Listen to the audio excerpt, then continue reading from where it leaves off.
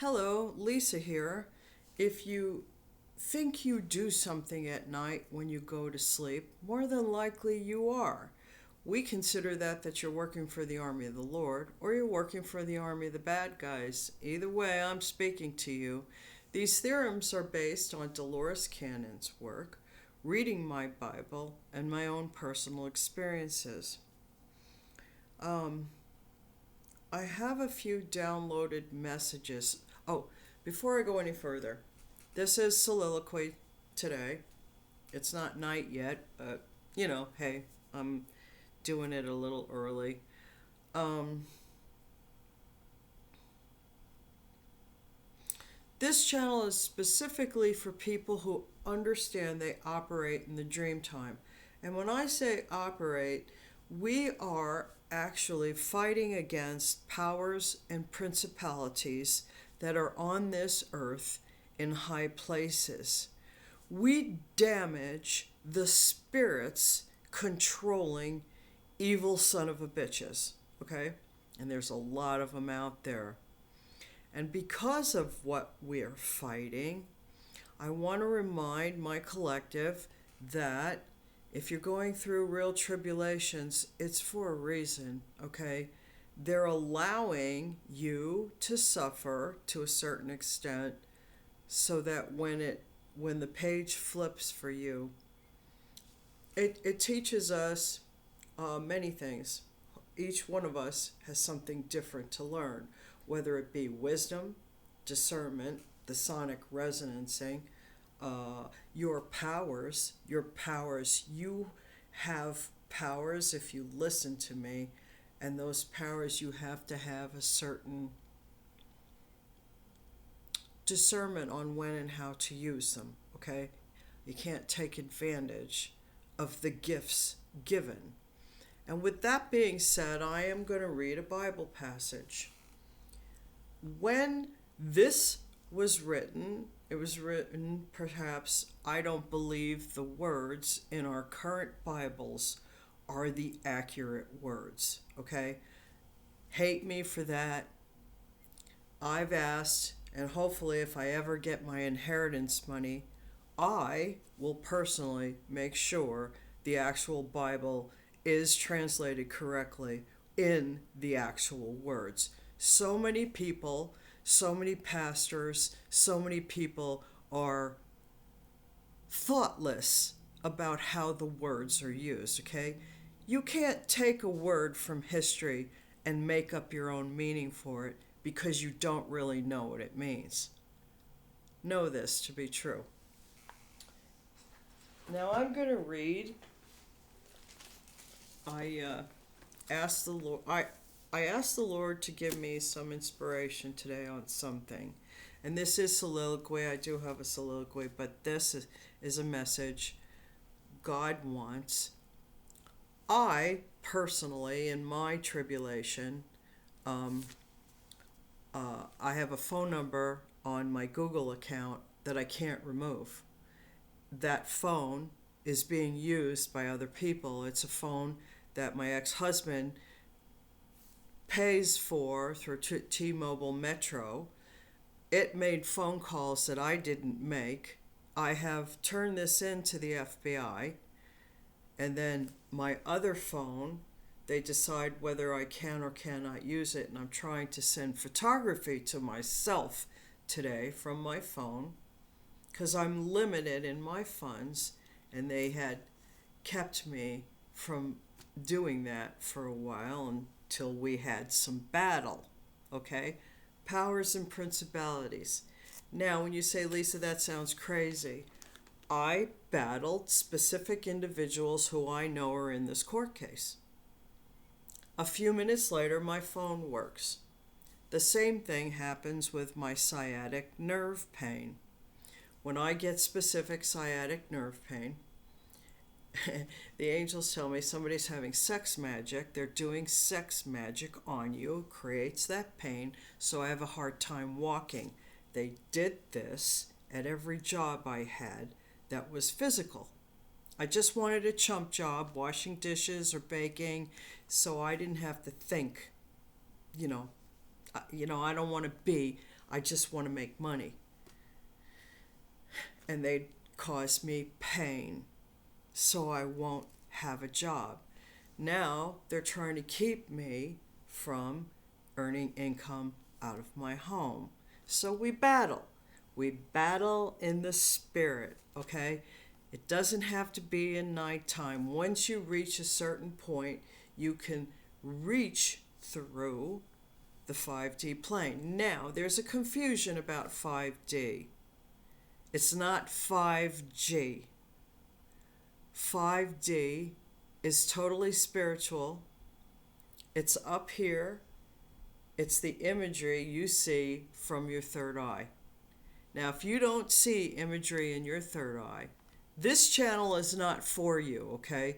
This is for a specific group of people, mostly elitist people who are fighting bad guy elitists, okay? So if it doesn't resonate with you, thank you for being here, but you're welcome to move along. However, if you're interested, maybe you'll learn something. But today, I was guided to read from Isiah, and we're talking chapter 14, and we're reading the verses 12 through 14. And I'm going to stop and say some things in between reading it. But this is to the evil collective who harasses me. And hopefully it'll affect, I don't know. There's people out there who really, really believe, because of the amount of money they make, that they have been given God powers and they are gods, okay?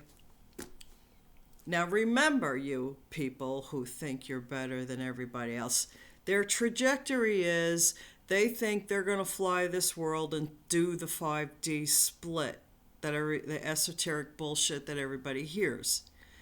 And that it doesn't matter how many of us regular people they take out before they fly the planet away.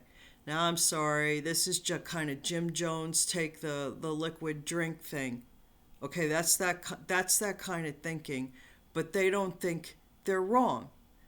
They do not think they're wrong. And they are the people who control the entertainment industry to bring us the constant death, murder, and cheating on your wife and all that other bullshit that everybody's fucking tired of. Or they do the repeats. Just recently, this woman I call the Teeth wanted to do Happy Days all over again with a beautiful actor who is just so above that, okay? Anyway, I had to put that in there. You stupid bitch. I can't stand you. Anyway, how you have fallen from heaven. Now, I want you to remember, as I read this passage, supposedly a preacher would tell you this is about Satan. I have my own theories about Satan, and I'm not going to go there. But this passage is to every fucking motherfucker who is a star and who once was an actual star in the sky, asked to be sentient. How you have fallen from heaven. O star of the morning, son of the dawn. You have been cut down to the earth. You who have weakened nations. And I have to say here, this is an international group of terrorists looking to take down primarily America and Britain. But you said in your heart, I will ascend to heaven. I will raise my throne higher than God, above the stars of God. And I will sit on the Mount of Assembly in the recesses of the north. I will ascend to the heights of the clouds. I will make myself like the Most high. Those are called the 5 I wills. And then God says, now I'm going on to 15. Nevertheless, you will be thrust down to Sheol.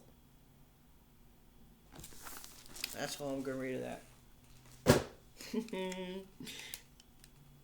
Be mindful of your words, people. Now, with that being said, soliloquy. Soliloquy is my way of taking a bullshit, fucked up situation and trying to transmute the energy into something fantastically creative and maybe positive. Maybe it's positive for you, maybe it's not. Maybe these words will mean something to you and maybe they won't. This particular soliloquy is definitely focused at a targeted few, because only a few will know about the legend, and that's the name of this soliloquy, is The Legend. Excuse me. There is a legend among some celebrities about the child, a girl who comes and goes. It all started with David Carradine. Some stories heard are true, and some are untrue, kind of like when you would play the game telephone. A little girl who would show up, then disappear. She would come early in the mornings, where he would work out and stretch, getting ready for a day of filming.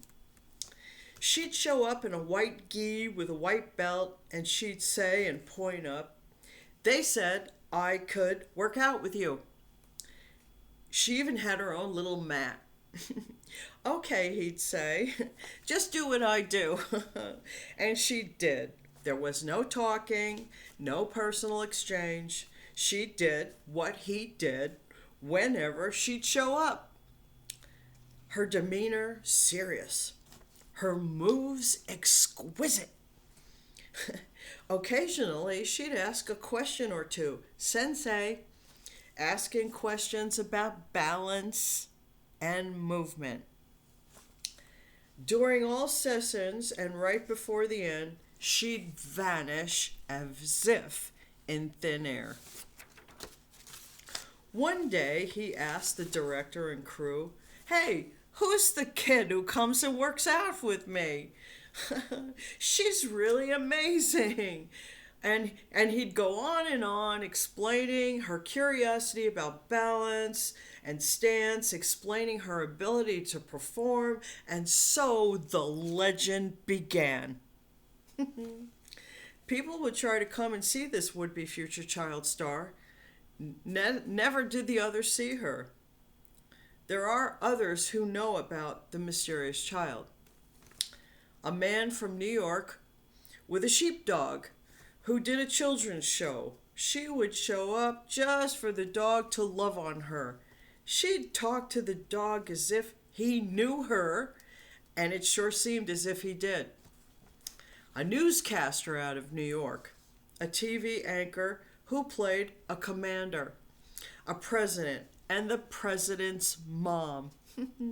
Several other actors and actresses too. Many have passed away. The above mentioned, though, were her favorites. For the little girl was very prejudiced and enjoyed the men with very blue eyes. She told Steve McQueen once, "I'm going to marry a man with eyes of blue, just like you. And he will like cars, like you do, too. And he will be famous."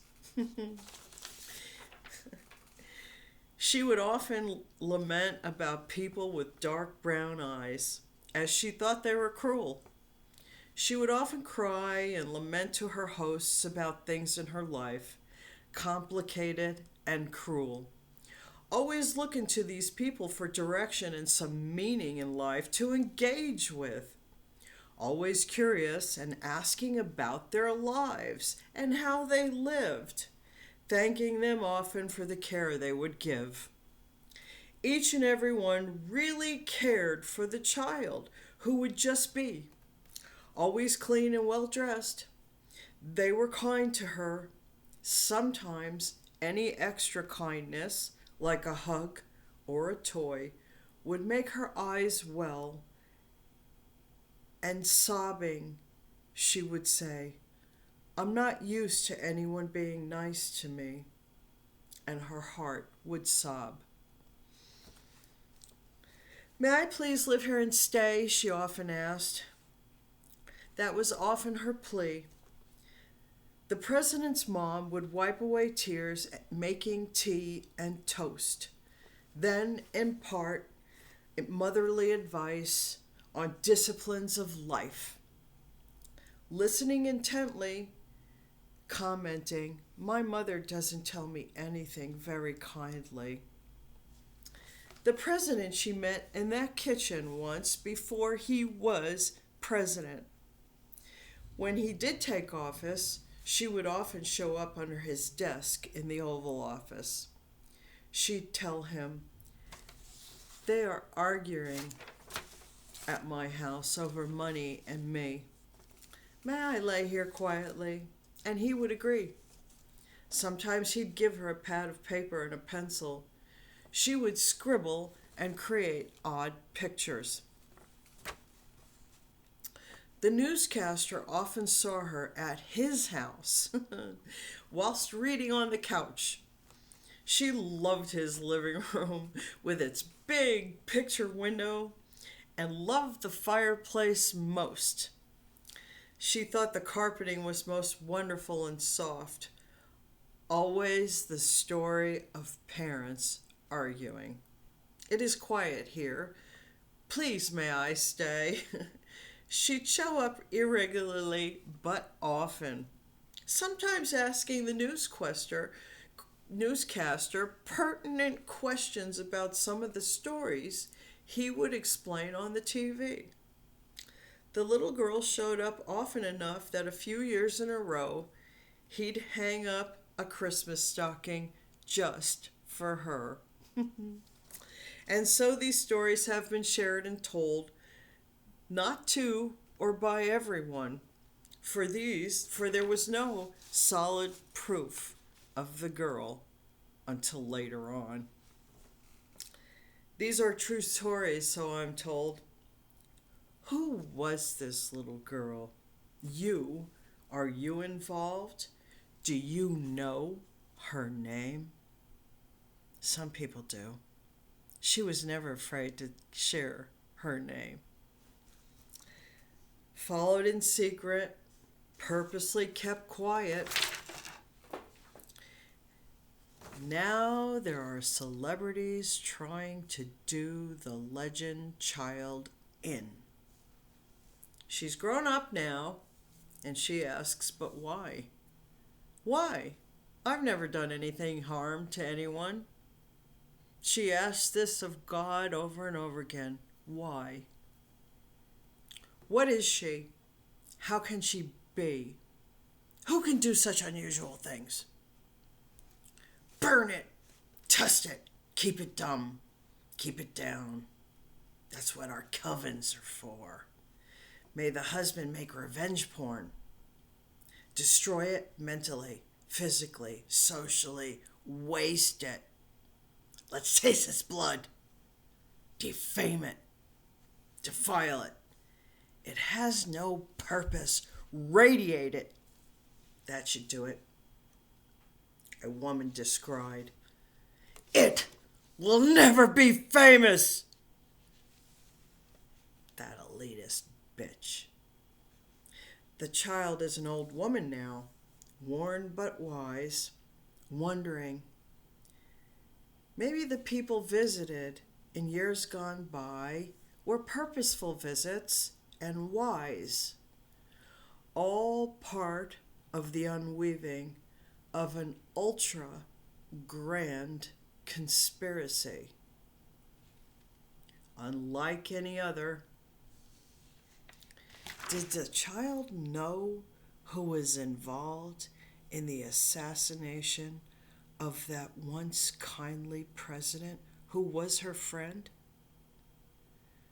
People have been paid time and time again to keep the child spiritually repressed, damaged, physically, mentally, kept depressed, in poverty and broken. When will it end is often heard and spoken. A woman of lowly descent from the United Kingdom was paid to finish it off forever, never to be found. That was the plan. Her coven didn't know that they should have relented. So, a conspiracy of conspiracies is up on the post. Charges upon charges in an ever continuing host of irresponsible people on a path of destruction to ruin, to make America and Britain a place of total dysfunction.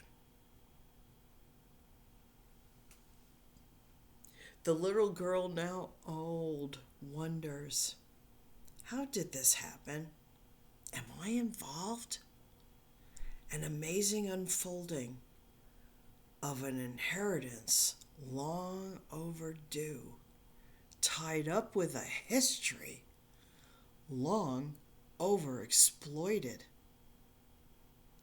to bring fear in every single honest heart. The kindly president who let her play under his desk may eventually, finally be vindicated by the child who was the legend. And his killers might just find they're under arrest. I sure hope so. Don't you? And that's my soliloquy for today. Peace out, everybody. Remember, I think you're bloody fucking amazing and you're stronger than you fucking know. Bye now.